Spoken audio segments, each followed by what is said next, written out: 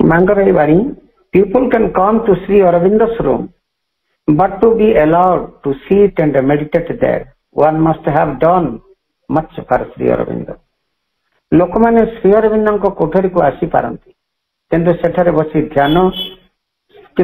ବସିବାକୁ ଓ ଧ୍ୟାନ କରିବାକୁ ଅନୁମତି ପ୍ରାପ୍ତ ହେବାକୁ ହେଲେ ଜଣେ ନିଶ୍ଚିତ ଭାବରେ ଶ୍ରୀ ଅରବିନ୍ଦଙ୍କ ପାଇଁ ବହୁତ କିଛି କରିଥିବା ଆବଶ୍ୟକ। ମା ଏହି କଥାଟି କହିଛନ୍ତି ପ୍ରଭୁଙ୍କ ଉଦ୍ଦେଶ୍ୟରେ। ପ୍ରଭୁ କଣ କହିଛନ୍ତି ଦେଖିବା। Avatarhood would have a little meaning if it were not connected with the evolution. The Hindu procession of the 10 avatars is itself, as it were, a parable of evolutions. ଅବତାରବାଦର ସାମାନ୍ୟ କିଛି ଅର୍ଥ ଥାନ୍ତା ଯଦି ଏହାର ବିବର୍ତ୍ତନ ସହିତ କୌଣସି ସମ୍ପର୍କ ନଥାନ୍ତା। 10 ଅବତାରର ହିନ୍ଦୁ ପ୍ରସଙ୍ଗ ସବୁ ଯେପରି କ୍ରମାନ୍ୱୟରେ ରହିଛି, ଏହା ସ୍ୱୟଂ ବିବର୍ତ୍ତନର ଏକ ଦୃଷ୍ଟାନ୍ତ। ପରମ ପ୍ରଭୁ ଶ୍ରୀ ଅରବିନ୍ଦଙ୍କର ଇଏ ହେଉଛି ବାଣୀ। ପ୍ରଭୁ ଓ ମାଙ୍କର ଏହି ବାଣୀ ଗୁଡିକର ପଠନ ସହିତ ପ୍ରଭୁ ଓ ମାଙ୍କ ଚରଣ କମଳରେ ଆମେ ଅନନ୍ତ କୋଟି ପ୍ରଣାମ ଜଣାଇ ଆରମ୍ଭ କରିବାକୁ ଯାଉଛେ ଆଜିର ଅନଲାଇନ ଶ୍ରୀ ଅରବିନ୍ଦ ଆସ୍ପିରେସନ ପାଠଚକ୍ରର କାର୍ଯ୍ୟକ୍ରମ। ଆଜିର ଅନଲାଇନ ଶ୍ରୀ ଅରବିନ୍ଦ ଆସ୍ପିରେସନ ପାଠଚକ୍ରରେ ଉପସ୍ଥିତ ଥିବା ସମସ୍ତ ଭାଇ ବାପା ମାନଙ୍କୁ ବନ୍ଦେ ମାତରମ୍ ଆଉ ପ୍ରଣାମ।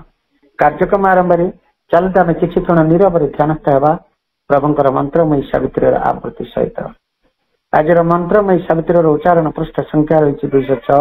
ଆଜିର ମନ୍ତ୍ରମୟୀ ସାବିତ୍ରୀକୁ ଆବୃତ୍ତି କରିବା ପାଇଁ ଆମ ଗହଣରେ ଉପସ୍ଥିତ ଅଛନ୍ତି ଆମର ଅତି ପ୍ରିୟ ସତ୍ୟାନନ୍ଦ ଭାଇ ବାଲେଶ୍ୱରରୁ। ଭାଇଙ୍କୁ ଅନୁରୋଧ କରିବା, ଜଳେଶ୍ୱର ବାଲେଶ୍ୱରରୁ ଭାଇ ଅଛନ୍ତି, ବାହାନାଗା ବାଲେଶ୍ୱରରୁ ଅଛନ୍ତି ଆମର ସତ୍ୟାନନ୍ଦ ଭାଇ। ସତ୍ୟାନନ୍ଦ ଭାଇଙ୍କୁ ଅନୁରୋଧ କରିବା ମନ୍ତ୍ରମୟୀ ସାବିତ୍ରୀ ସେ ଆବୃତ୍ତି କରିବେ ଏବଂ ଆମେ ସମସ୍ତେ ନିରବରେ ପ୍ରଭୁ ମାଙ୍କ ପ୍ରତି ଧ୍ୟାନ ଦେବା। ଓಂ ଶ୍ରୀମାତା ଶରଣଂ ମମ, ଶ୍ରୀ ଅରବିନ୍ଦ ଶରଣଂ ମମ। ଆଜିର ଏହି ଆସ୍ପିରେସନ ପାଠଚକ୍ରରେ ଯୋଗଦାନ କରିଥିବା ସମସ୍ତ ଦିବ୍ୟାତ୍ମା ମାନଙ୍କୁ ଆନ୍ତରିକ ପ୍ରଣାମ ଜ୍ଞାପନ କରି ପରମପ୍ରଭୁ ଶ୍ରୀ ଅରବିନ୍ଦଙ୍କ ମହାକାବ୍ୟ ମନ୍ତ୍ରମୟୀ ସାବିତ୍ରୀର ଇଂରାଜୀ ପୃଷ୍ଠା 206ରୁ ଅଧ୍ୟୟନ ଆରମ୍ଭ କରିବା ପାଇଁ ମାଙ୍କ ପାଖରେ ପ୍ରାର୍ଥନା ନିବେଦନ କରୁଅଛି। Savitri, Book 2, The Book of the Traveler of the Worlds, Canto 7, The Descent into Night. But he alone discerned that screened attack, a veil upon the inner vision lay, a force was there that hid its dreadful steps. All was believed, yet thought itself the truth. All were beset, but knew not of the siege. For none could see the authors of their fall. Aware of some dark wisdom still withheld, that was the seal and warrant of this strength. He followed the track of dim, tremendous steps, returning to the night from which they came. A track he reached unbuilt and owned by none. There all could enter, but none stay for long. It was a no man's land of evil air, a crowded neighborhood without one home, a borderland between the world and hell. Their unreality was nature's lord. It was a space where nothing could be true, for nothing was what it had claimed to be. A high appearance wrapped a spacious void, yet nothing would confess its own pretense, even to itself in the ambiguous heart. A vast deception was the law of things. Only by that deception they could live.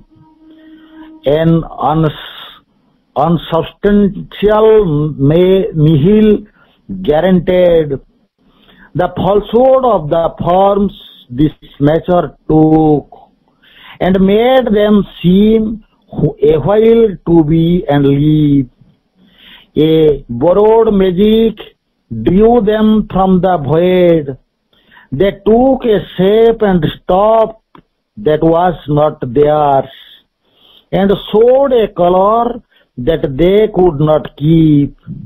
Mirrors to a phantasm of reality. Each rainbow brilliance was a splendid lie. A beauty unreal graced a glamour face. Nothing could be relayed on to remain. Joy nurtured tears and good and evil probed, but never out of evil one plucked good. Love ended yearly in hate, delight killed with pain. Truth into falsity grew and death rolled lie. धन्यवाद भाई आम एतबे जाए ध्यानस्थ थे प्रभुंकर मंत्रमय सावित्री आवृत्ति सहित आमर परवर्ती कार्यक्रम एक भक्ति नैवेद्य प्रभु मां चरणार बिंदर अर्पण करवा। आज कार्यक्रम प्रभु मां चरण कमल एक भक्ति नैवेद्य अर्पण करने आम जोब्रा कटकू आमर अति प्रिय शाश्वत भाई को अनुरोध करवा। भाई गोटे भक्ति नैवेद्य प्रभु मां चरण कमल आपण निवेदन करंतु शाश्वत भाई। भाई से दिन सकाळ सकाळ नथिला थिला तो अमृत बेला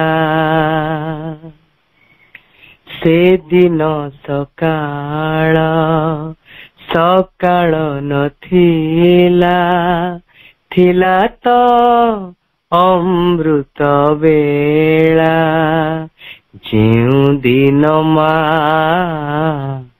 तुम नयन रे जेउ दिन मा तुम नयन रे मिसाइली मोर डोला मिसाइली मोर डोला से दिन सकाळ सकाळ नथिला थिला तो अमृत बेला थिला तो अमृत बेला केते आनंद रे तुमरी कोल रे छिपी रखिथिले मोर मथा केते आनंद रे तुमरी कोल रे छिपी रखिथिले मोरी मथा सिर पर तुम हस्त थापिथिला सिर पर तुम हस्त थापिथिला थिला खाली नीरवता थिला खाली नीरवता से दिन सकाळ सकाळ नथिला थिला तो अमृत बेला थिला तो अमृत बेला संकल्प एक भितरे जागिला ए जीवन परा तुम पाई संकल्प एक ଭିତରେ ଜାଗିଲା ଏ ଜୀବନ ପରା ତୁମ ପାଇଁ। ସେଇ ଦିନ ଆସି ଥିଲା ଜୀବନରେ, ସେଇ ଦିନ ଆସି ଥିଲା ଜୀବନରେ, ଏଇ ଅନୁଭବନେ,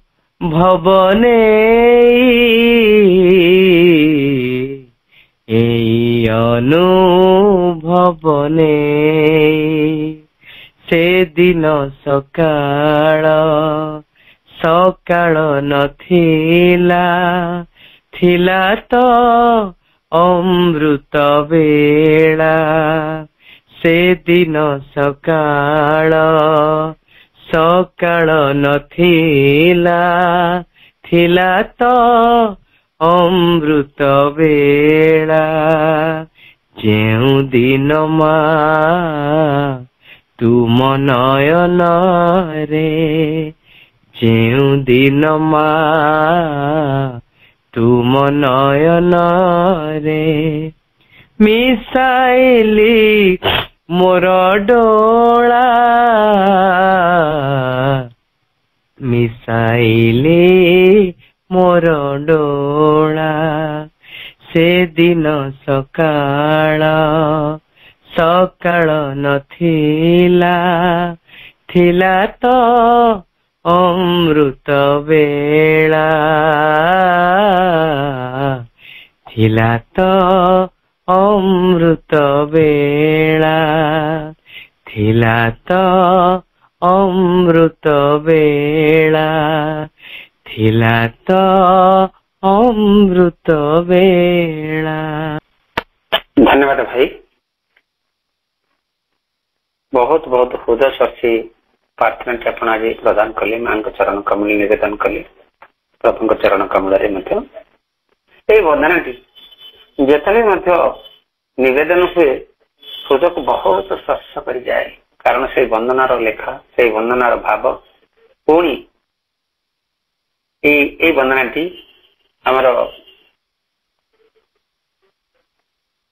ନମିତା ଅପାଙ୍କ କଣ୍ଠରୁ ଯେତେବେଳେ କି ମାନେ ଡାଳିଯୋଡ଼ା ଆଶ୍ରମରେ ମୁଁ ଥରେ ଶୁଣିଥିଲି, ମୋ ହୃଦୟ ବହୁତ ମାନେ ମାଙ୍କ ପ୍ରତି ଉନ୍ମୋଳିତ ହେଇଯାଇଥିଲା।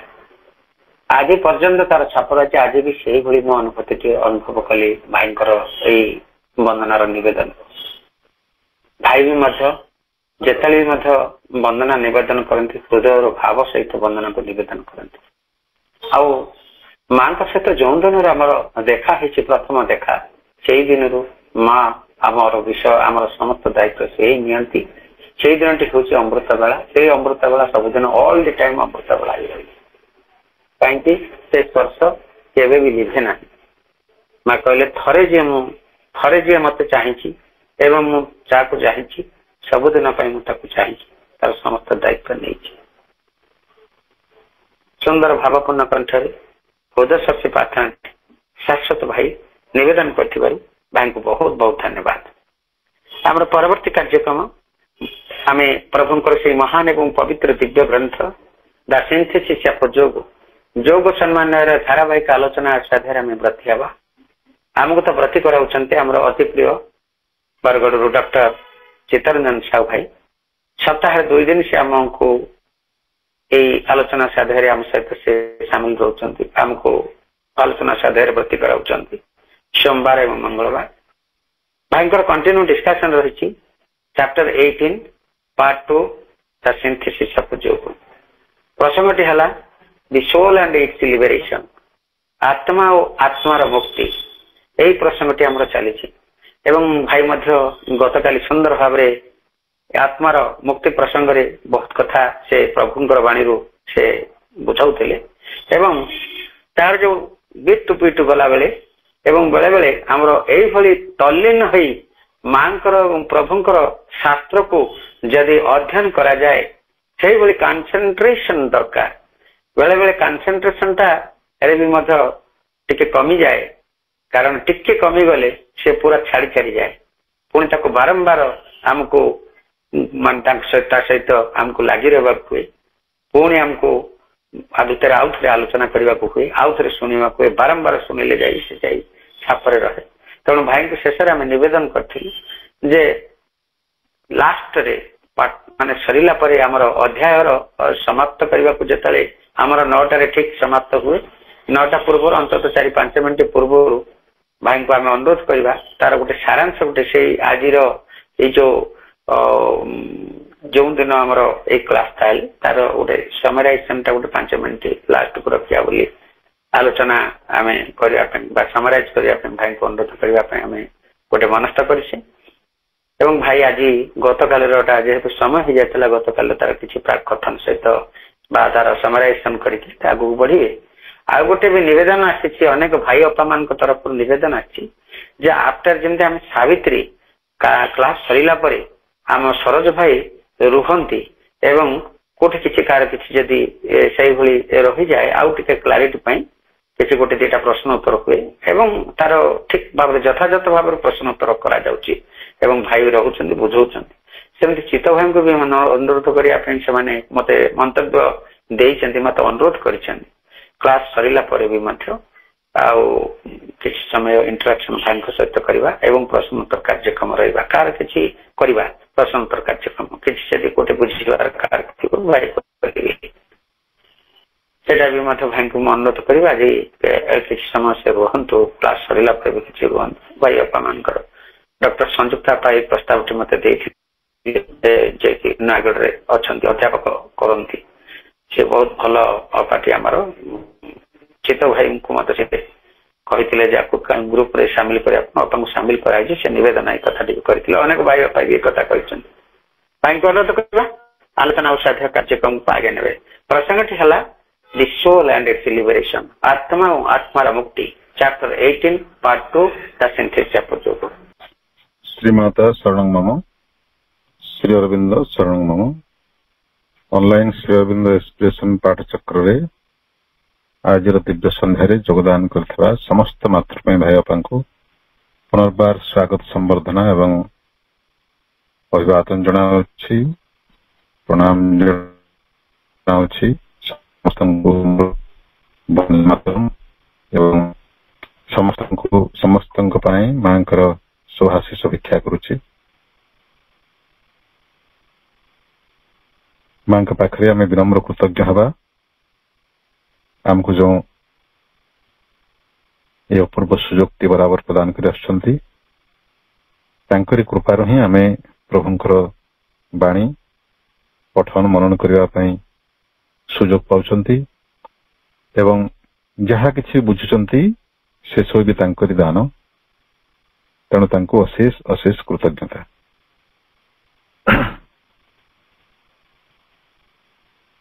ଗତକାଲି ଆମେ ଅଧ୍ୟୟନ କରୁଥିଲେ ଏଇ ଅଷ୍ଟାଦଶ ଅଧ୍ୟାୟ ଆତ୍ମା ଓ ଆତ୍ମାର ମୁକ୍ତି, ଏହାର 8ମ ପାରାଗ୍ରାଫ, ଯୋଉଟା ଆମର ସରିନାହିଁ ପର୍ଯ୍ୟନ୍ତ। ସେଇ 441 ପୃଷ୍ଠାରେ ଆମେ ଅଛନ୍ତି ଏବଂ ଗତକାଲି ଆମେ ଯାହା ଅଧ୍ୟୟନ କରୁଥିଲେ ତାର ସାରାଂଶ ଉପସ୍ଥାପନ କରିବା ପାଇଁ ଅପା ଭାଇମାନେ ଅନୁରୋଧ କରିଛନ୍ତି। ପ୍ରକୃତରେ ତା ପୂର୍ବରୁ ନିଜେ ମୁଁ ତାର ଆବଶ୍ୟକତା ଅନୁଭବ କରୁଥିଲି ଏବଂ ଭାଇ ଯାହା କହିଲେ ପ୍ରକୃତରେ ସ୍ୱାଗତ ପ୍ରସ୍ତାବ ଯେ ସାରାଂଶ ଏବଂ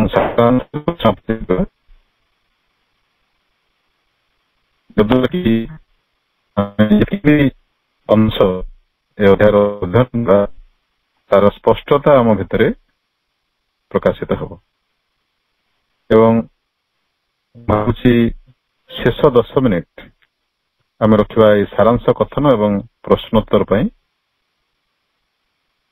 ତେଣୁ ହାରାହାରି ଆମେ ଅଧ ଘଣ୍ଟାରୁ 40 ମିନିଟ ପର୍ଯ୍ୟନ୍ତ ଆଲୋଚନା କରିବା ଏବଂ ଶେଷ 10 ମିନିଟଟି ସାରାଂଶ ଏବଂ ପ୍ରଶ୍ନୋତ୍ତର ପାଇଁ ରଖିବା। ତେଣୁ ଗତକାଲି ଆମେ ଯାହା ଅଧ୍ୟୟନ କରୁଥିଲେ ତାର ମର୍ମ ଏହିପରି। ପ୍ରଭୁ ସୁନ୍ଦର ଭାବରେ କଥାଟିକୁ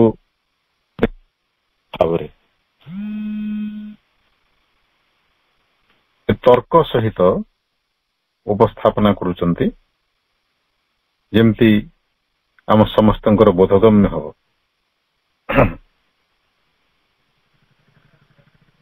ଟିକେ ପୂର୍ବରୁ ଆରମ୍ଭ କରୁଛି ଯେ ଅମରତ୍ୱ କଥା ପ୍ରଭୁ ଏଠି କହୁଥିଲେ। ଅମରତ୍ୱ ସମ୍ପର୍କରେ ଏଯାବତ୍ ଯାହା ମଣିଷର ଧାରଣା ବା ଉପଲବ୍ଧି, ଯେତେ ସବୁ ପୁରାତନ ଯୋଗୀ ମାନଙ୍କର ଜ୍ଞାନମାର୍ଗୀ ସାଧକ ମାନଙ୍କର ଉପଲବ୍ଧି, ଯେ ସେମାନେ ଶେଷରେ ଏଇ ନିଷ୍କର୍ଷରେ ପହଞ୍ଚିଛନ୍ତି ଯେ ଅମରତ୍ୱ ପାଇଁ ଶରୀରଟିକୁ ତ୍ୟାଗ କରିବାକୁ ପଡିବ। Death is the king of the material world ବୋଲି ସମସ୍ତଙ୍କର ଧାରଣା। ମାନେ ବର୍ତ୍ତମାନ ଏଇଟା ହଉଛି ପୃଥିବୀର ସତ୍ୟ। ଏ ପୃଥିବୀକୁ ଶାସନ କରୁଛି ମୃତ୍ୟୁ ଏବଂ ମୃତ୍ୟୁର ଅଧୀନ ହେଉଛି ଜୀବନ। ମୃତ୍ୟୁ ଉପରେ ମଣିଷ ବିଜୟ ହାସଲ କରିପାରିବ ନାହିଁ, କାରଣ ମୃତ୍ୟୁ ନହେଲେ ଜୀବନ ମଧ୍ୟ ରହିବ ନାହିଁ। ଏ କଥାରେ ବୁଝି ହେଉଛି, କାରଣ ଏ ସମଗ୍ର ପୃଥିବୀଟି ଯେଉଁ ତିଷ୍ଠି ରହିଛି, ମୃତ୍ୟୁ ନଥିଲେ ଏଟା ତିଷ୍ଠି ରହନ୍ତା ନାହିଁ। କେତେ ଲକ୍ଷ କୋଟି ଜୀବ ଏ ପୃଥିବୀରୁ ବିଦାୟ ନେଲେଣି। ସେଥିପାଇଁ ଏ ପୃଥିବୀଟି ଚଳମାନ ଅବସ୍ଥାରେ ରହିଛି। ଯଦି ସମସ୍ତେ ଥାଆନ୍ତେ ଏବଂ ନୂତନ ଜୀବ ସୃଷ୍ଟି ହେଉଥାନ୍ତେ, ତାହେଲେ ଗୋଟେ ବିସ୍ଫୋରଣ ଅବସ୍ଥାକୁ ଚାଲିଯାଆନ୍ତା ଜୀବ ସଂଖ୍ୟାର ଏବଂ ସେ ଜାଗାରେ ତାର ତିଷ୍ଠି ରହିବାଟା ଅସମ୍ଭବ ହେଇଯାଆନ୍ତା। ତେଣୁ ମୃତ୍ୟୁ ଏବଂ ଜନ୍ମର ଯେଉଁ ଗୋଟେ ଚକ୍ର ଚାଲିଛି, ଏଇଟା ହିଁ ଏ ପୃଥିବୀକୁ ବଞ୍ଚେଇ ରଖିଛି ଏବଂ ତାକୁ ପରିଚାଳିତ କରୁଛି। ତେଣୁ ଅମରତ୍ୱ କଥା ଯଦି ଆମେ ଚିନ୍ତା କରିବା, ପୁରାତନ ଯୋଗୀ ମାନଙ୍କର ମତ ଯେ ଆମକୁ ଏଇ ଶରୀରଟିକୁ ଛାଡି କୌଣସି ଉଚ୍ଚତର ଲୋକକୁ ଯାତ୍ରା କରିବାକୁ ପଡିବ ଏବଂ ସେଇଟା କରିବା ଆମେ ଆତ୍ମା ସ୍ତରରେ। ତେଣୁ ଅମରତ୍ୱ କେବଳ ଆତ୍ମା ସ୍ତରରେ ହିଁ ସମ୍ଭବ ବୋଲି ଯେତେ ସବୁ ପୁରାତନ ଯୋଗୀଗଣ ସେମାନେ ଏହି ସିଦ୍ଧାନ୍ତରେ ଉପନୀତ ହେଇଥିଲେ ଏବଂ ତାକୁ ନେଇକରି ଅନେକ ଦର୍ଶନ ସବୁ ଉତ୍ପନ୍ନ ହେଇଛି ବୋଲି ପ୍ରଭୁ କହିଛନ୍ତି। ଏବଂ ଏହାର କାରଣଟା ପ୍ରଭୁ କହୁଛନ୍ତି, ଏଭଳି ଧାରଣା ସୃଷ୍ଟି ହେବାର କାରଣଟା କଣ? ଏହାର କାରଣ ହେଉଛି ଅହଂ, ଏବଂ ସେ ଅହଂଟା ହେଉଛି ପୁରୁଷ, ଆମର ଚେତନାର ଯେଉଁ ପୁରୁଷ ଅଂଶ, ଯାହାକି ଆମର ପ୍ରକୃତ ଅସ୍ତିତ୍ୱ, ତା ସହିତ ପ୍ରକୃତିର ଯେଉଁ ବିବିଧ ସମ୍ବନ୍ଧ, ବିଭିନ୍ନ ଭାବରେ ପ୍ରକୃତି ସହିତ ବାନ୍ଧି ହେବାର ଯେଉଁ ତାର ଗୁଣ, ବିବିଧ ପ୍ରକାରରେ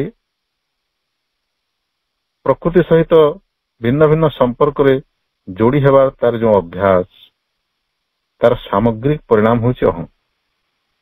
ଏବଂ ସେ ଅହଂର ଆଧାରରେ ଯେତେବେଳେ ଆମେ ନିଷ୍ପତ୍ତି ନେଉ ବା ଅହଂଟା ଯେତେବେଳେ ଆମର ଚେତନାର ନିୟାମକ ହେଇଯାଏ, ସେତେବେଳେ ହିଁ ଏଭଳି ଧାରଣା ସୃଷ୍ଟି ହୁଏ। ଆମେ ମୃତ୍ୟୁ ବୋଲି ଯାହାକୁ କହୁଛୁ, ଏ ମୃତ୍ୟୁ ହିଁ ଅହଂର ଗୋଟେ ପ୍ରତିଛବି। ଏଟା ସୂକ୍ଷ୍ମ ଭାବରେ ଆମେ ଏଟାକୁ ଅନୁଶୀଳନ କରିବାକୁ ପଡିବ, ବୁଝିବାକୁ ପଡିବ। ଯଦି ଅହଂ ନାହିଁ ତାହେଲେ ମୃତ୍ୟୁ ମଧ୍ୟ ନାହିଁ। କାରଣ ମୃତ୍ୟୁ କାହାର ହୁଏ? ଅନ୍ତରାତ୍ମାର ତ ମୃତ୍ୟୁ ନାହିଁ। ଆମର ଅସଲ ପରିଚୟ ଯୋଉଟା ଆମର ଆତ୍ମପୁରୁଷ, ତାଙ୍କର ତ ମୃତ୍ୟୁ ନାହିଁ, ତାଙ୍କର ତ ଜନ୍ମ ବି ନାହିଁ, ମୃତ୍ୟୁ କୁଆଡେ ଆସିବ? କିନ୍ତୁ ଯାହାର ମୃତ୍ୟୁ ହଉଛି ସେ ହଉଛି ଆମର ଅହଙ୍ଗତ ସତ୍ତା। ଆମେ ଭାବୁଛୁ ଆମର କ୍ଷୁଦ୍ର ଅସ୍ତିତ୍ୱ, ଏ ଶରୀର, ଏ ମରଣଶୀଳ, ଜାତସ୍ୟ ଧ୍ରୁବ ମୃତ୍ୟୁ। ଜାତସ୍ୟ ଧ୍ରୁବ ମୃତ୍ୟୁ କାହା ସମ୍ପର୍କରେ କୁହାଯାଇଛି? ଏ ଶରୀର ସମ୍ପର୍କରେ, ଯୋଉଟା ହଉଛି ଗୋଟେ ଅହଙ୍କାରର ସ୍ଥୂଳ ରୂପ। ଆମେ ଧରି ନେଇଛୁ ଯେ ଅହଂଟା ହିଁ ଆମର ସ୍ଥିତିର କାରଣ। The cause of our world existence is not as our present experience induces us to believe the ego. ଆମେ ସାଧାରଣତଃ ଧରି ନେଇଥାଉ ଯେ ଅହଂଟା ହିଁ ଆମର ଅସ୍ତିତ୍ୱର ମୂଳ କାରଣ। ଏନେ ଶରୀର ଅଛି ତ ଅଛି ବୋଲି ତ ମୁଁ ଅଛି, ଏ ପ୍ରାଣ ଅଛି ବୋଲି ତ ମୁଁ ଅଛି, ଏଇଟା ହଉଛି ଆମର ଅହଂ। ଅହଂକୁ ଆମେ ଆମର ଅସ୍ତିତ୍ୱର କାରଣ ବୋଲି ଧରି ନେଇଥାଉ, କିନ୍ତୁ ପ୍ରଭୁ ସ୍ପଷ୍ଟ କରିଦଉଛନ୍ତି ଆମର ଫଣ୍ଡାମେଣ୍ଟାଲ ମିଷ୍ଟେକ୍ ଏଇ ଜାଗାରେ ଅଛି। ଯେଉଁ ମୌଳିକ ତ୍ରୁଟି, ମୂଳଭୂତ ତ୍ରୁଟି ଆମର ବୋଧରେ ରହିଛି, ସେଟା ହଉଛି ଯେ ଅହଂଟା ଆମର ସ୍ଥିତିର କାରଣ ନୁହେଁ, ବରଂ ଏଇଟା ତାର ଗୋଟେ ପରିଣାମ। ପରିଣାମ କିଭଳି ନା, ଏଇ ଯୋଉ ବିବିଧ ଉପାୟରେ it is a relation which the many souled Purusha has set up between individualized minds and bodies. সেই ପରମାତ୍ମା ପରମ ପୁରୁଷ ସେ ଅସଂଖ୍ୟ ଆତ୍ମା ରୂପରେ ପ୍ରକାଶିତ ହୋଇ ଜୀବାତ୍ମା ରୂପରେ ସେ ଏଇ ମନ ପ୍ରାଣ ଶରୀର ଆଧାର ଗୁଡିକ ସହିତ ବିବିଧ ସମ୍ବନ୍ଧ ବାନ୍ଧିଛନ୍ତି। ଯେମିତି ଗୋଟେ ଆମେ ସେ ଉଦାହରଣଟା ସବୁବେଳେ ମନେ ପକେଇବା ଯେ ବିଶାଳ ସମୁଦ୍ର ଉପରେ ଅସଂଖ୍ୟ ଢେଉ ରାଶି, ଅସଂଖ୍ୟ ତରଙ୍ଗ ରାଶି, ପ୍ରତ୍ୟେକଟି ଢେଉ ଗୋଟେ ଗୋଟେ ଜୀବାତ୍ମା। ଦେଖନ୍ତୁ ସେ ଢେଉଟା ସମୁଦ୍ର ଠାରୁ ଅଲଗା ନୁହେଁ। ସମୁଦ୍ର ଯଦି ବିଶାଳ ସମୁଦ୍ର, ଅନନ୍ତ ସାଗର ଯଦି ପରମାତ୍ମା ହୁଅନ୍ତି, ତାର ପ୍ରତ୍ୟେକ ଢେଉ ଗୋଟେ ଗୋଟେ ଜୀବାତ୍ମା, ଅର୍ଥାତ୍ ପ୍ରତ୍ୟେକଟି ଢେଉ ସମୁଦ୍ରର ଗୋଟେ ଅବିଚ୍ଛିନ୍ନ ଅଂଶ। ତେଣୁ ଆତ୍ମା ପରମାତ୍ମା ଠାରୁ କେବେ ଅଲଗା ନୁହେଁ, ତା ଗୋଟେ ଅଂଶ ନୁହେଁ, ସେ ସମ୍ପୂର୍ଣ୍ଣ ସମୁଦ୍ର। ଏବଂ ସେ ଢେଉ ଉପରେ ବିଭିନ୍ନ ଫେଣ, କୁଟା କାଠି ସବୁ ଏପଟ ସେପଟ ହଉଛନ୍ତି, ଡିଆଁଡେଇଁ କରୁଛନ୍ତି। ଆମେ ସେମାନଙ୍କୁ କହୁଛୁ ଆମର ଏଇ ଯୋଉ ମନ ପ୍ରାଣ ଶରୀର, ସେମାନେ ସେ ଢେଉ ଉପରେ ଭାସୁଥିବା କୁଟା କାଠି ଭଳି, ଯାହାର କି କୌଣସି ଅସ୍ତିତ୍ୱ ନାହିଁ। ଝାଡି ଦେଲେ ସେମାନେ ପଡିଯିବେ, ଢେଉଟି ଆସିଲେ ମାଡି ଆସିଲେ ସେମାନେ କୋଉଠି ବିଲୀନ ହେଇଯିବେ। କିନ୍ତୁ ଢେଉ ରହିଥିବ ଚିରନ୍ତନ, କାରଣ ସେ ସମୁଦ୍ରର ଅଂଶ, ସେ ଯିବ କୁଆଡେ। ତ ସେଇ ଫେଣ କୁଟା କାଠି ଭିତରେ କୋଉ କୁଟାଟା ଟିକେ କାହା ପାଖକୁ ପଳେଇ ଆସୁଛି, କୋଉ ଫେଣଟା କାହା ସହିତ ମିଶି ଯାଉଛି। ଏଇଟା ହଉଛି ଆମର ବର୍ତ୍ତମାନ ଏଇ ଜଗତରେ ପାର୍ଥିବ ସମ୍ବନ୍ଧ ସବୁ। এইଭଳି ବିଭିନ୍ନ ସମ୍ବନ୍ଧର ସାମଗ୍ରିକ ପରିଣାମଟି ହେଉଛି ଆମର ଅହଂ। ଆମର ଅହଂ କଣ କହୁଛି? ଏଇଟା ମୋର ଦେହ, ଏଇଟା ମୋର ଶରୀର, ଏ ମୋର ସ୍ୱାମୀ, ଏ ମୋର ସ୍ତ୍ରୀ, ଏ ମୋର ପୁଅ, ଏ ମୋର ଝିଅ, ଏ ମୋର ଘର, ଏ ମୋର ଦ୍ୱାର। ଯିଏ କହୁଛି ଏସବୁ ବା ଅନୁଭବ କରୁଛି, ସେ ହେଉଛି ଅହଂ। ତେଣୁ ପ୍ରଭୁ କହିଲେ it is a relation, ego is a relation which the many sold ପୁରୁଷ has set up between individualized minds and bodies. A relation of self defense, ସେ ସମ୍ପର୍କର ଭିତ୍ତିଟା ପୁଣି କଣ, କିଭଳି ସମ୍ପର୍କ, ତାର ଗୁଣାଗୁଣ ପ୍ରଭୁ ବର୍ଣ୍ଣନା କରୁଛନ୍ତି। ସେଟା ଗୋଟେ ଆତ୍ମରକ୍ଷାର ସମ୍ପର୍କ। ସମ୍ପର୍କ ଆମେ ବାନ୍ଧୁ ନିଜକୁ ତିଷ୍ଟେଇ ରଖିବା ପାଇଁ, ବଞ୍ଚେଇ ରଖିବା ପାଇଁ। କୌଣସି ବ୍ୟକ୍ତି ସତ୍ତା ନିଜକୁ ବିନଷ୍ଟ ହେବାକୁ ଦିଏ ନାହିଁ, ନିଜେ ବିଲୁପ୍ତ ହେବାକୁ ଚାହେଁ ନାହିଁ, ତିଷ୍ଠି ହେବାକୁ ଚାହେଁ। ଆତ୍ମରକ୍ଷାର କୌଶଳ ସେଥିପାଇଁ ପ୍ରତ୍ୟେକ ପ୍ରାଣୀ ଅବଲମ୍ବନ କରିଥାନ୍ତି ଏବଂ ସେଟା କରିଥାନ୍ତି ପରସ୍ପରକୁ ମାଧ୍ୟମ କରି। ସେଥିପାଇଁ ମଣିଷ ସମାଜ ଗଢେ, ପଶୁମାନେ ଦଳ ବାନ୍ଧି ରହନ୍ତି, ପିମ୍ପୁଡି ମାନେ ଦଳ ବାନ୍ଧି ଖାଦ୍ୟ ଅନୁସରଣ କରନ୍ତି, ଗଛ ବୃକ୍ଷ ମାନେ ମଧ୍ୟ ଏକା ସାଙ୍ଗରେ ରହିବାକୁ ଭଲ ପାଆନ୍ତି। ଏକା ସାଙ୍ଗରେ ରହିଲେ ସେମାନେ ଭଲ ଭାବରେ ବଢନ୍ତି, ବିକଶିତ ହୁଅନ୍ତି। ସେଲ୍ଫ ଡିଫେନ୍ସ ସମସ୍ତଙ୍କ ଭିତରେ ଗୋଟେ ସହଜାତ ପ୍ରବୃତ୍ତି। କିନ୍ତୁ କେବଳ ସେତିକି ନୁହେଁ, ତା ସହିତ ରହିଛି ମ୍ୟୁଚୁଆଲ ଏକ୍ସକ୍ଲୁଜନ ର ଗୋଟେ ସମ୍ପର୍କ ଆଉ ଗୋଟେ ଏଗ୍ରେସନ ର ସମ୍ପର୍କ, ପରସ୍ପରକୁ ବିଲୁପ୍ତ କରିଦେବାର ପୁଣି ସମ୍ପର୍କ ଗୋଟେ। ଆମେ ଦେଖୁଛେ ପୃଥିବୀରେ ଗୋଟେ ଜୀବ ଆଉ ଗୋଟେ ଜୀବକୁ ଖାଇଯାଉଛି।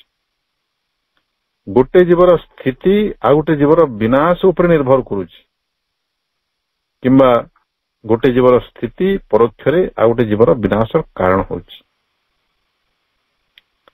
ତେଣୁ ଏଠି ଯେଉଁ ସମ୍ପର୍କଟି ଅଛି, ପ୍ରଭୁ କହିଲେ it is a relation of mutual exclusion ଏବଂ ଏଗ୍ରେସନ, ଗୋଟେ ଉଗ୍ରତା କ୍ରୂରତାର ସମ୍ପର୍କ ମଧ୍ୟ ରହୁଛି। କାରଣ ଏ ଯେଉଁ ଗୋଟେ ଜୀବ ଆଉ ଗୋଟେ ଜୀବକୁ ଆତ୍ମସାତ କରିବାର ଯେଉଁ ପ୍ରବୃତ୍ତି, ଏଇଟା ଗୋଟେ ହିଂସ୍ରୁକ ଭାବ। ନିଶ୍ଚିତ ଭାବେ ଏଇଟା ଗୋଟେ ଉଗ୍ରତା।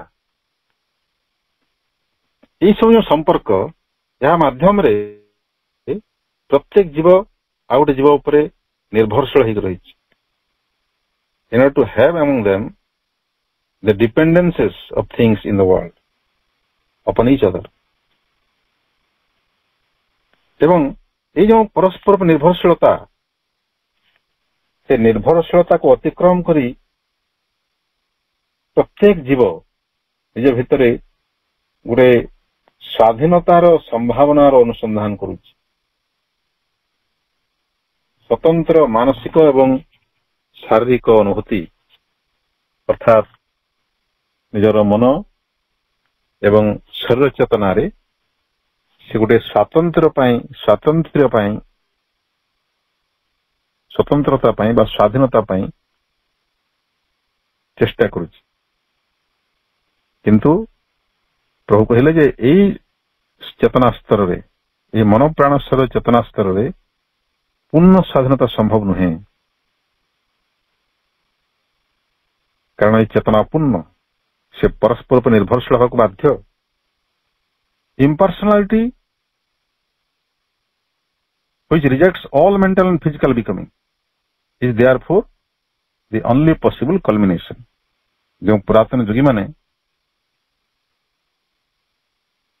ଯେଉଁ ଅମରତ୍ୱ କଥା ସେମାନେ ଚିନ୍ତା କରୁଥିଲେ, ସେ ଅମରତ୍ୱ ହିଁ ତ ଗୋଟେ ସ୍ୱାଧୀନତା, ଦେହ ପ୍ରାଣର ଅଧୀନତାରୁ ମୁକ୍ତି, ଯାହାକୁ ସେମାନେ କହୁଥିଲେ ଅମରତ୍ୱ। ସେଟା ସେମାନେ এই ସିଦ୍ଧାନ୍ତରେ ପହଞ୍ଚିଲେ ଯେ ସକଳ ପ୍ରକାର ଶାରୀରିକ ଏବଂ ମାନସିକ ନିର୍ଭରଶୀଳତାର ମୁକ୍ତି, ଏବଂ ଶାରୀରିକ ମାନସିକ ନିର୍ଭରଶୀଳତାର ମୁକ୍ତି କେମିତି ମିଳିବ? ଯେମିତି କୁହାଯାଏ, ମୂଳ ମାଇଲେ ଯିବ ସରି। ଏ ଶରୀର ମନ ଥିବା ପର୍ଯ୍ୟନ୍ତ ନିର୍ଭରଶୀଳତା ରହିଥିବ। ତେଣୁ ଏକମାତ୍ର ଉପାୟ ହେଉଛି ଏହାକୁ ପରିତ୍ୟାଗ କରି ଚାଲିଯିବା। ସେତେବେଳେ ହିଁ absolutely independent self experience can be achieved ବୋଲି ସେମାନେ ଧାରଣା କରୁଥିଲେ। ସେତେବେଳେ ହିଁ ସେମାନଙ୍କୁ ପରମ ସ୍ୱାଧୀନତା ବା ଆତ୍ମାନୁଭୂତି, ସ୍ୱତନ୍ତ୍ର ଆତ୍ମାନୁଭୂତି ବା ଆତ୍ମାର ସ୍ୱାଧୀନତାର ଅନୁଭୂତି ପ୍ରାପ୍ତ ହେବ। ସେତେବେଳେ ଆତ୍ମା ନିଜେ ନିରପେକ୍ଷ ଭାବରେ ବାସ କରିବ। କାରଣ ଆତ୍ମା କାହା ଉପରେ ନିର୍ଭରଶୀଳ ନୁହେଁ। ସମୁଦ୍ର ଢେଉଟି କାହା ଉପରେ କାହିଁକି ନିର୍ଭରଶୀଳ? ସେଠି କୁଟା କାଠି ଗୁଡାକ ସେମାନେ ସେ ତରଙ୍ଗ ଶକ୍ତି ଉପରେ ନିର୍ଭର କରି ଏପଟ ସେପଟ ହଉଛନ୍ତି। ସେ ତରଙ୍ଗର ଶକ୍ତି ହେଉଛି ବିଶ୍ୱ ପ୍ରକୃତିର ଶକ୍ତି, ଯାହାକି ସମଗ୍ର ଜଗତକୁ ପରିଚାଳିତ କରୁଛି। ଏ ସମଗ୍ର ଜଗତକୁ ଆମେ ସେଭଳି ଭାବରେ ଦେଖିବା, ଗୋଟେ ବିଶାଳ ସମୁଦ୍ର, ଏଠି ତରଙ୍ଗ ମାନେ ଏପଟ ସେପଟ ହଉଛନ୍ତି। ତ ଏଇ ଯୋଉ ସ୍ୱତନ୍ତ୍ର ଆତ୍ମାର ଅନୁଭୂତି, ଏଇଟା ପ୍ରାପ୍ତ ହେବା ପାଇଁ ଏଇ ଦେହଗତ ପ୍ରାଣ ଏବଂ ତଦ୍ ଆଧାରିତ ମନ ବା ଦେହ ପ୍ରାଣ ମନର ଯେଉଁ ଆମର ଆଧାର, ୟାକୁ ପରିତ୍ୟାଗ କରିବାକୁ ପଡିବ ବୋଲି ସିଦ୍ଧାନ୍ତ ସେମାନେ ଗ୍ରହଣ କରିଥିଲେ।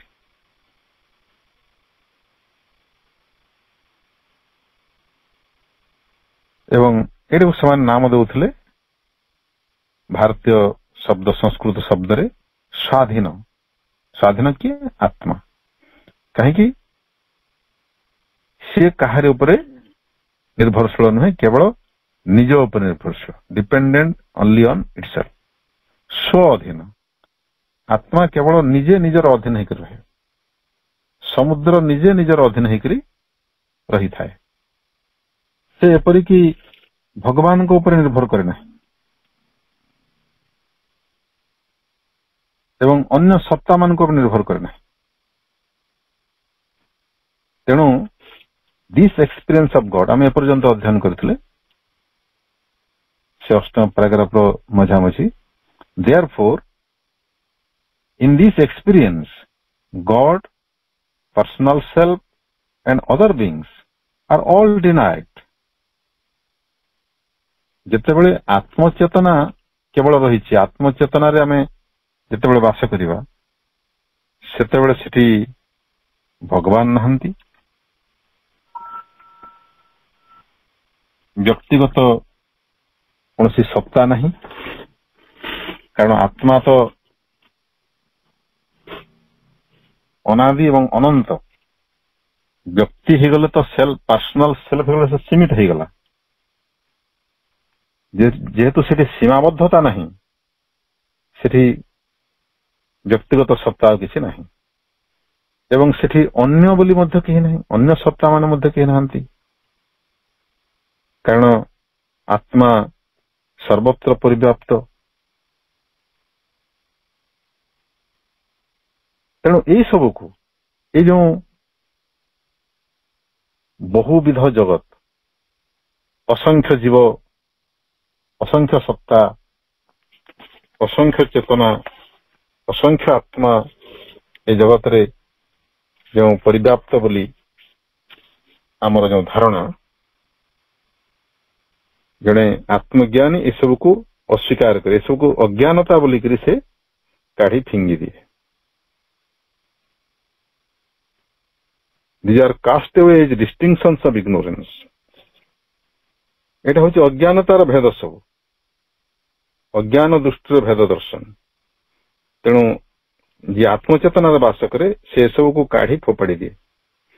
It is the ego recognizing its own insufficiency and abolishing both itself and its contraries that its own essential instinct of independent self-experience may be accomplished.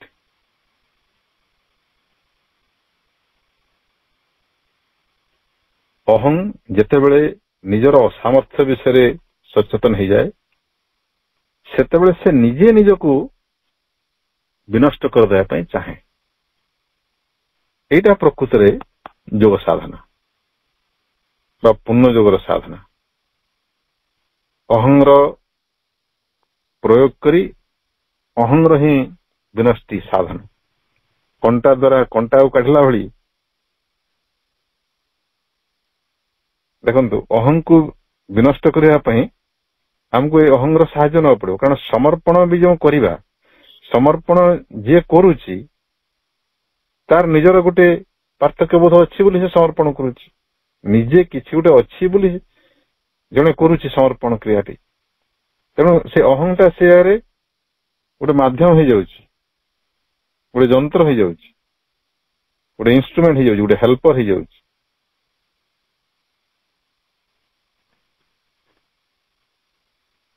ଯେତେବେଳେ ସେ ନିଜର ଅସାମର୍ଥ୍ୟ, ଇନସଫିସିଏନ୍ସି, ମାନେ ନିଜର ସ୍ଥିତି କେତେ ତୁଚ୍ଛ, କେତେ ନଗଣ୍ୟ, କେତେ ସାମାନ୍ୟ, ସେଟା କେବେ ବି ଯଥେଷ୍ଟ ନୁହେଁ ବୋଲି ଯେତେବେଳେ ସେ ସଚେତନ ହେଇଯାଉଛି ସେତେବେଳେ ସେ ନିଜକୁ ଏବଂ ନିଜର ଯାହା କଣ୍ଟ୍ରାରିଜ୍ ସେ ସମସ୍ତଙ୍କୁ ସେ ଏବୋଲିଶ କରିଦଉଛି ବା ମୂଳୋତ୍ପାଟନ କରିଦଉଛି। ଯେପରିକି ତାହାର ଯେଉଁ ମାର୍ମିକ ସ୍ୱତନ୍ତ୍ରତାର ପ୍ରବୃତ୍ତିଟି, ମାନେ ତାର ଚେତନାରେ ଯୋଉଟା ମୂଳଭୂତ ଭାବରେ ପ୍ରତିଷ୍ଠିତ, ଇନଷ୍ଟିଙ୍କ୍ଟ ଅଫ୍ ଇଣ୍ଡିପେଣ୍ଡେଣ୍ଟ ସେଲ୍ଫ ଏକ୍ସପିରିଏନ୍ସ। ଆତ୍ମାର ମୌଳିକ ଧର୍ମ ହେଲା ସ୍ୱାତନ୍ତ୍ର୍ୟ। ସ୍ୱତନ୍ତ୍ରତା ଆମର ଜନ୍ମସିଦ୍ଧ ଅଧିକାର ବୋଲି ଆମେ ଅଧ୍ୟୟନ କରୁଥିଲେ, ପଢୁଥିଲେ। ଇତିହାସରେ ବାଲ ଗଙ୍ଗାଧର ତିଲକ କହିଲେ, ଦେଖନ୍ତୁ ସେଟା ବାହ୍ୟ ଜୀବନରେ ତାର ଗୋଟେ ପ୍ରତିଫଳନ ହେଇଛି। ସ୍ୱତନ୍ତ୍ରତାକୁ ବାହ୍ୟ ସ୍ତରରେ ମଣିଷ ଉପଲବ୍ଧି କରିଛି, କିନ୍ତୁ ତାର ମୂଳ ମଞ୍ଜିଟି ରହିଛି ସେଠି ଚେତନାଗତ ସ୍ତରରେ, ଯେ ସ୍ୱତନ୍ତ୍ରତା ପ୍ରକୃତିରେ ଆତ୍ମାର ଗୁଣ। ସେଥିପାଇଁ ପ୍ରତ୍ୟେକ ଜୀବ ଭିତରେ, ପ୍ରତ୍ୟେକ ସତ୍ତା ଭିତରେ ସ୍ୱତନ୍ତ୍ରତା ପ୍ରତି ରହିଛି ଗୋଟେ ସଂଗୁପ୍ତ ଆକର୍ଷଣ। ଯେକୌଣସି ଜୀବ, ମଣିଷ ହଉ ଇତର ପ୍ରାଣୀ ହଉ, କେହି ବନ୍ଧନ ଚାହାନ୍ତି ନାହିଁ, କେହି ପରାଧୀନତା ଚାହାନ୍ତି ନାହିଁ, ସମସ୍ତେ ଚାହାନ୍ତି ସ୍ୱାତନ୍ତ୍ର୍ୟ। ତେଣୁ ତାଙ୍କର ଦିବ୍ୟ ଜୀବନ ମହାଗ୍ରନ୍ଥରେ ପ୍ରଭୁ ଲେଖିଲେ ଯେ ଆବହମାନ କାଳରୁ ମଣିଷର ଯେଉଁ ଆସ୍ପୃହା, ସେଇଟା 4ଟି ଉପାଦାନକୁ କେନ୍ଦ୍ରିତ କରି ରହିଛି: ଗଡ୍, ଲାଇଟ୍, ଫ୍ରିଡମ୍ ଏଣ୍ଡ ଇମୋର୍ଟାଲିଟି। ଆବହମାନ କାଳରୁ ମଣିଷର ଆସ୍ପୃହା ରହିଛି ଚତୁର୍ବିଧ: ଈଶ୍ୱର, ସତ୍ୟ, ସ୍ୱତନ୍ତ୍ରତା ଏବଂ ଅମରତ୍ୱ। ତେଣୁ ଆତ୍ମାର ସହଜାତ ଗୁଣ ସ୍ୱତନ୍ତ୍ରତା, ନିରପେକ୍ଷତା ଏବଂ ଯେତେବେଳେ ଆତ୍ମା ତାର ଆମର ଅହଂଟି ଯେତେବେଳେ ସଚେତନ ହେଇଯାଏ, ତାର ଗୋଟେ ତୁଚ୍ଛତା ସମ୍ପର୍କରେ ବା ଅସାମର୍ଥ୍ୟ ସମ୍ପର୍କରେ ସେ ନିଜେ ନିଜକୁ ବିଲୁପ୍ତ କରିଦେବା ପାଇଁ ପ୍ରୟାସ କରେ, ଯାବତୀୟ କର୍ମ କରେ, ଯେପରିକି ପରିଶେଷରେ ଜୀବ ବା ସେଇ ଜୀବାତ୍ମା, ସେ ଚେତନା ତାର ଆତ୍ମାର ସ୍ୱତନ୍ତ୍ରତାରେ ସ୍ଥିତ ହେଇପାରିବ, ଉପନୀତ ହେଇପାରିବ। For it finds that its effort to achieve it by relations with God and others is afflicted throughout with a sense of illusion. ଅହଂଟା ଜାଣିପାରେ ଯେ ତାର ଯେଉଁ ଯାବତୀୟ ପ୍ରଚେଷ୍ଟା ଭଗବାନଙ୍କ ସହିତ ଭିନ୍ନ ଭିନ୍ନ ସମ୍ପର୍କରେ ବାନ୍ଧିବା ପାଇଁ ଏବଂ ଅନ୍ୟମାନଙ୍କ ସହିତ ଯେତେ ସବୁ ସମ୍ପର୍କ ସେ ସ୍ଥାପନ କରୁଛି, ଯେତେ ସବୁ ସମ୍ପର୍କରେ ସେ ଯୋଡି ହେଉଛି, ସେଇଟା ସବୁବେଳେ ବିଭିନ୍ନ ପ୍ରକାର ମାୟା ବା ମିଥ୍ୟାର ଧାରଣା, ବିଭିନ୍ନ ମିଥ୍ୟାର ବାକ୍ୟ ଦ୍ୱାରା ସେଟା ଆହତ ହଉଛି, ଚେତାକ୍ତ ହଉଛି। ଭ୍ୟାନିଟି ଏଣ୍ଡ ନଲିଟି, ଭ୍ରମ, ଅଭିମାନ ବା ଗର୍ବ ଏବଂ ଶୂନ୍ୟତା,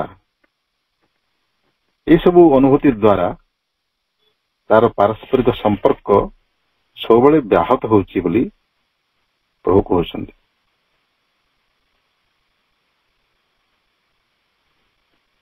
ସ୍ୱାତନ୍ତ୍ର୍ୟ, ସବୁବେଳେ ସ୍ୱାତନ୍ତ୍ର୍ୟ ପାଇଁ ଆମର ଅହଂଟି ମଧ୍ୟ ଆସ୍ପୃହା କରୁଛି। ଯେକୌଣସି ବ୍ୟକ୍ତି ସତ୍ତା ସେ ଚାହେଁ ସ୍ୱାତନ୍ତ୍ର୍ୟ, କିନ୍ତୁ ପାରସ୍ପରିକ ସମ୍ପର୍କ ଦ୍ୱାରା ସେ ସ୍ୱାତନ୍ତ୍ର୍ୟଟି ଓଲଟା କ୍ଷୁଣ୍ଣ ହେଉଛି ବୋଲି ପ୍ରଭୁ ଏଠି କହୁଛନ୍ତି। ଏବଂ ଯେଉଁ ସ୍ୱାତନ୍ତ୍ର୍ୟ ବି ସେ ଅନୁଭବ କରୁଛି କିଛି ସମୟ ପାଇଁ, ସେଟା ଗୋଟେ ଭ୍ରମ। ଆମେ ସାଧାରଣ ଜୀବନରେ ତାର ଉଦାହରଣ ନେଇପାରିବା। ସ୍ୱାତନ୍ତ୍ର୍ୟ ପାଇଁ ଆମେ ସବୁ କର୍ମ କରୁଛନ୍ତି, ଅର୍ଥାତ୍ ଆମେ ଇଣ୍ଡିପେଣ୍ଡେଣ୍ଟ ହେବା, କାହାର ଉପରେ ନିର୍ଭର ନ କରି ଜୀବନ ବଞ୍ଚିବା। ଆମର ଶରୀର ରୋଗାକ୍ରାନ୍ତ ହେବ ନାହିଁ, ଆମେ ଡାକ୍ତର ଉପରେ ନିର୍ଭର କରିବାର ନାହିଁ।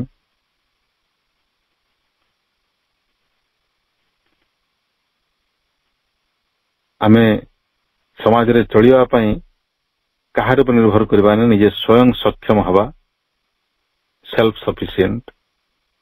ଏଭଳି ଭାବରେ ଆମେ ଯେଉଁ ସ୍ୱତନ୍ତ୍ରତା ହାସଲ କରିବାକୁ ଚାହୁଁଛୁ, ଏଇଟା କଣ ପ୍ରକୃତ ସ୍ୱତନ୍ତ୍ରତା ଆମକୁ ଆଣିଦେଉଛି କି? ବରଂ ଯାହାକୁ ଆମେ ସ୍ୱତନ୍ତ୍ରତା ଭାବୁଛୁ ତାହା ଗୋଟେ ମରିଚିକା, ତାହା ଗୋଟେ ଇଲ୍ୟୁଜନ। ଏବଂ ଏହାଦ୍ୱାରା ଆମେ ନିଜେ ସ୍ୱତନ୍ତ୍ର ବୋଲି ଆମ ଭିତରେ ଯେଉଁ ଗର୍ବଟି ପ୍ରକାଶିତ ହେଉଛି, ସେଟା ହେଉଛି vanity.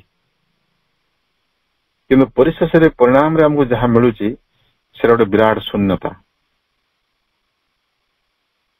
It ceases to admit them because by admitting them it becomes dependent on them. ଅହଂ ଜାଣିପାରେ ଯେ ଏସବୁ ଯେତେ ନିର୍ଭରଶୀଳତା, ଯେତେ ସବୁ ସମ୍ପର୍କ, ଏସବୁ ତାର ବନ୍ଧନର କାରଣ. ତେଣୁ ସେ ଧୀରେ ଧୀରେ ସେ ସମ୍ପର୍କର ବନ୍ଧନ ଗୁଡିକୁ ଅସ୍ୱୀକାର କରିବାର ଲାଗେ. କାରଣ ସେ ଦେଖେ ଯେ ଯେତେ ଅଧିକ ସେ ସମ୍ପର୍କ ଗୁଡିକୁ ସ୍ୱୀକାର କରୁଛି ସେତେ ଅଧିକ ସେମାନଙ୍କ ଉପରେ ସେ ନିର୍ଭରଶୀଳ ହେଉଛି. ନିର୍ଭରଶୀଳ ଯେପର୍ଯ୍ୟନ୍ତ ହେଉଥିବ ସେ ସ୍ୱତନ୍ତ୍ର ଅନୁଭବ କରିବ କେମିତି?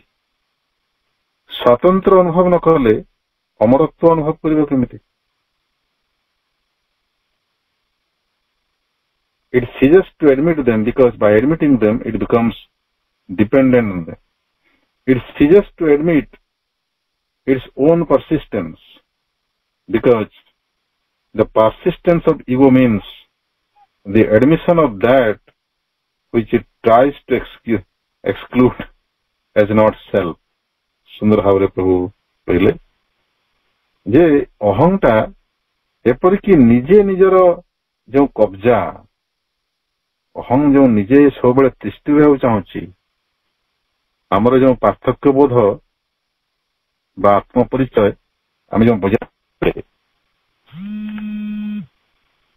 because the persistence of ego means the admission of that which it tries to exclude. ଯାହା ଯେଉଁ ବନ୍ଧନ ସେ ପରିତ୍ୟାଗ କରିବାକୁ ଚାହୁଁଛି ସେଇ ଅହଂକାରଣରୁ ସେ ବନ୍ଧନ ସୃଷ୍ଟି ହେଇଛି. ତେଣୁ ଅହଂକାର ବୁଝିପାରେ ଯେ ଯେପର୍ଯ୍ୟନ୍ତ ସେ ତିଷ୍ଠି ଥିବ ଯେଉଁ ବନ୍ଧନକୁ ସେ କାଟିବାକୁ ଚାହୁଁଛି ସେଟା କଟିବ ନାହିଁ.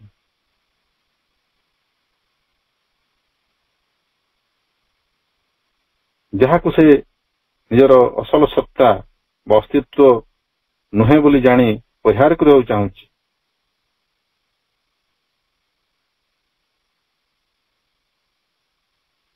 ଏହି ବିଶ୍ୱ ଜଗତର ଯେତେ ସବୁ ସତ୍ତା ସହିତ ତାର ଯେଉଁ ସମ୍ପର୍କ ସେ ସବୁକୁ କାଟିଲେ ଯାଇକରି ସେ ସ୍ୱତନ୍ତ୍ରତାକୁ ଅନୁଭବ କରିବ. ଦ ସେଲ୍ଫ ଆନିହିଲେସନ ଏବଂ ଏହି ଦର୍ଶନ ଅହଂ ପରିଶେଷରେ ଏହି ସିଦ୍ଧାନ୍ତରେ ପହଞ୍ଚେ ଯେ ତାକୁ ନିଜେ ନିଜକୁ ସମୂଳେ ବିନାଶ କରିବାକୁ ପଡିବ. ଅହଂର ଏଇ ଯେଉଁ ସିଦ୍ଧାନ୍ତ, ଏହି ଦର୍ଶନରୁ, ଏହି ସିଦ୍ଧାନ୍ତରୁ ବୁଦ୍ଧଙ୍କର ନିର୍ମାଣ ତତ୍ତ୍ୱ, ନିର୍ମାଣ ମାର୍ଗ ଉଦ୍ଭବ ହେଇଛି ବୋଲି ପ୍ରଭୁ କହୁଛନ୍ତି. The self-annihilation of the Buddhist is in its nature absolute exclusion of all that the mental being perceives. ଆମର ଯେଉଁ ମନୋମୟ ସତ୍ତା, ମେଣ୍ଟାଲ ବିଙ୍ଗ, ଯିଏକି ଆମର ବର୍ତ୍ତମାନ ଚେତନାର ନେତୃତ୍ୱ ଭାର ଗ୍ରହଣ କରିଛି, এই মেন্টাল বিং, মেন্টাল ইଗୋ, ମନୋମୟ ପୁରୁଷ ତ ସେ ବ୍ୟାକଗ୍ରାଉଣ୍ଡରେ ଅଛନ୍ତି. ସମ୍ମୁଖରେ ଯେ ନିଜକୁ ସ୍ୱାମୀ ବୋଲି ଭାବୁଛି, ମାଲିକ ବୋଲି ଭାବୁଛି, କର୍ତ୍ତା ବୋଲି ଭାବୁଛି, ସେ ହଉଛି ଏ ଯେଉଁ ଇଗୋ, ମେଣ୍ଟାଲ ଇଗୋ. ଏଇ ମେଣ୍ଟାଲ ବିଂ, ଏଇ ମେଣ୍ଟାଲ ଇଗୋଟି ଯାହା ସବୁ ଅନୁଭବ କରୁଛି, ତାର ପରିବେଶରେ ଯାହା ସବୁ ପରସିଭ କରୁଛି, ଯାହା ସବୁ ସେ ଗ୍ରହଣ କରୁଛି, ଯେଉଁ ସତ୍ତା ମାନଙ୍କ ପ୍ରତି ସେ ସଚେତନ, ସେ ସମସ୍ତଙ୍କୁ ଅସ୍ୱୀକାର କରିବା ବା ସେ ସମସ୍ତଙ୍କ ସହିତ ନିଜର ସମ୍ପର୍କକୁ ବିଚ୍ଛିନ୍ନ କରିବା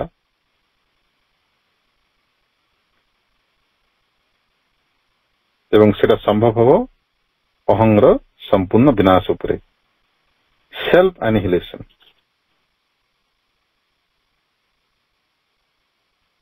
ନିଜକୁ ନିଜେ ବିଲୁପ୍ତ କରିବା, ଆତ୍ମବିଲୁପ୍ତିର ଯେଉଁ ମାର୍ଗ, ନିର୍ବାଣ ମାର୍ଗ,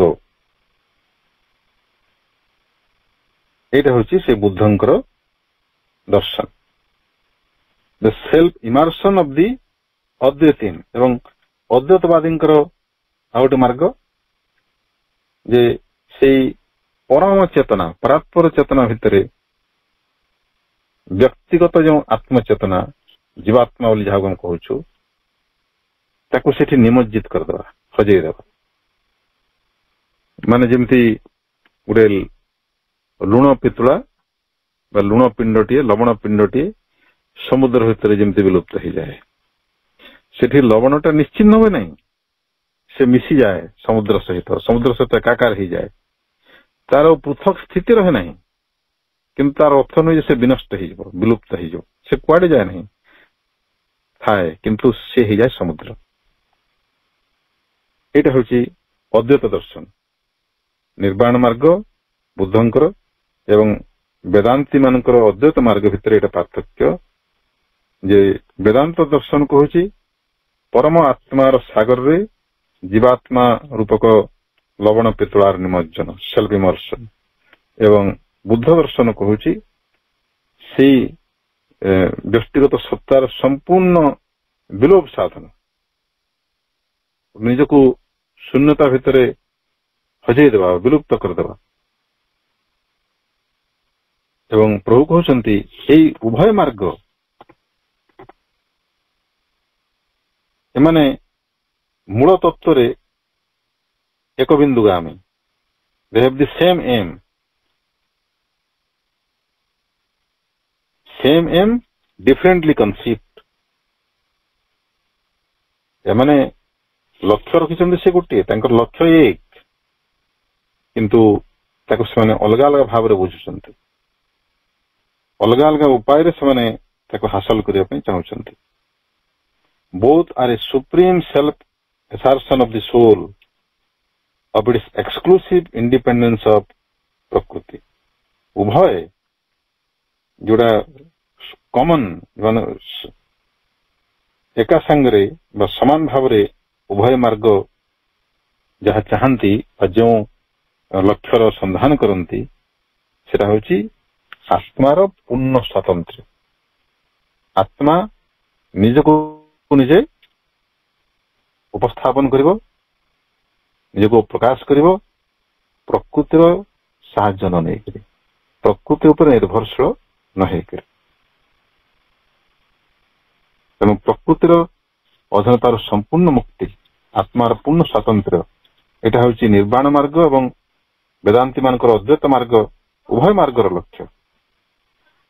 କିନ୍ତୁ ଉଭୟ ତାକୁ ଭିନ୍ନ ଭିନ୍ନ ପ୍ରକାରେ ଭିନ୍ନ ଭିନ୍ନ ଉପାୟରେ ଗ୍ରହଣ କରନ୍ତି ବୋଲି ପ୍ରଭୁ କହୁଛନ୍ତି। ଏବଂ ଏଥିସହିତ এই ପାରାଗ୍ରାଫର ଅଧ୍ୟୟନ ଆମର ଶେଷ ହେଇଛି। ଭାବୁଛି ସମସ୍ତଙ୍କର ବୋଧ এই ପାରାଗ୍ରାଫ ଉପରେ ପ୍ରଭୁଙ୍କର ବାଣୀ ସ୍ପଷ୍ଟ ହେଇଥିବ। ତଥାପି ଯଦି এই ପାରାଗ୍ରାଫର ଆଲୋଚନାକୁ ନେଇକରି କିଛି ପ୍ରଶ୍ନ ଥାଏ ଆପଣମାନେ ଉପସ୍ଥାପନ କରିପାରନ୍ତି। ଏବଂ ମୋ ତରଫରୁ ବର୍ତ୍ତମାନ ମୁଁ ଆଲୋଚନାକୁ ଏଠି ବିରାମ ଦଉଛି। ସମସ୍ତଙ୍କୁ ଆନ୍ତରିକ ଧନ୍ୟବାଦ ଜଣାଉଛି, ମାଙ୍କ ପାଖରେ ବିନମ୍ର କୃତଜ୍ଞତା। ବନ୍ଦେ ମାତରମ୍। ବହୁତ ସୁନ୍ଦର ଭାବରେ ଉପସ୍ଥାପନ କରିଛନ୍ତି।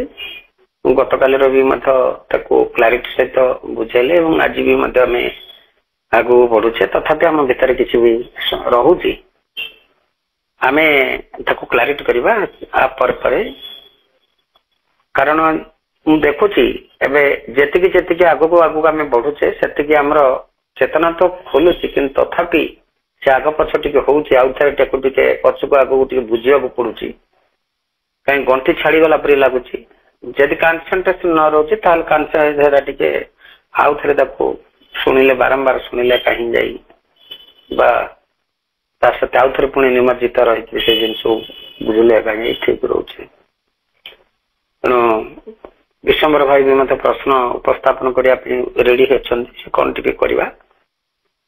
ତ କାର୍ଯ୍ୟକ୍ରମକୁ ଏଠି ଆମେ ଓଭର କରିବା। ପ୍ରଥମେ ଆମର ଆଲୋଚନା ସାଧା କାର୍ଯ୍ୟକ୍ରମକୁ ଏଠି ଆମେ ଓଭର କରିବା। ତାଙ୍କୁ ବହୁତ ବହୁତ ଧନ୍ୟବାଦ। ଏତେ ସୁନ୍ଦର ଧୈର୍ଯ୍ୟଶୀଳ ଭାବରେ କାର୍ଯ୍ୟକ୍ରମକୁ ସେ ଆଗେଇ ନେଉଛନ୍ତି, ଆମକୁ ଆଲୋଚନା ସାଧାରେ ସେ ବ୍ରତୀ କରାଉଛନ୍ତି। ଚିତ୍ତ ଭାଇଙ୍କୁ ବହୁତ ବହୁତ ଧନ୍ୟବାଦ। କାର୍ଯ୍ୟକ୍ରମକୁ ଆମେ ୱାଇଣ୍ଡ ଅପ୍ କରୁଛି ମାଙ୍କର ନାମ ଜପ ସହିତ। ମା ମା ମା ମା ମା ମା ମା ମା ମା ମା ମା ମା ମା ମା ମା ମା ମା ମା ମା। आज कार्यक्रम उपस्थित थिबा समस्त भाई आपा मान को पुणी थे वंदे मातरम तथा प्रणाम जनाई भाई को बहुत बहुत धन्यवाद ज्ञापन करी प्रभु मान के चरण कमल में पुणी अनंत कोटि प्रणाम जनाई कार्यक्रम के विरति घोषणा कले कार्यक्रम अवर समाप्त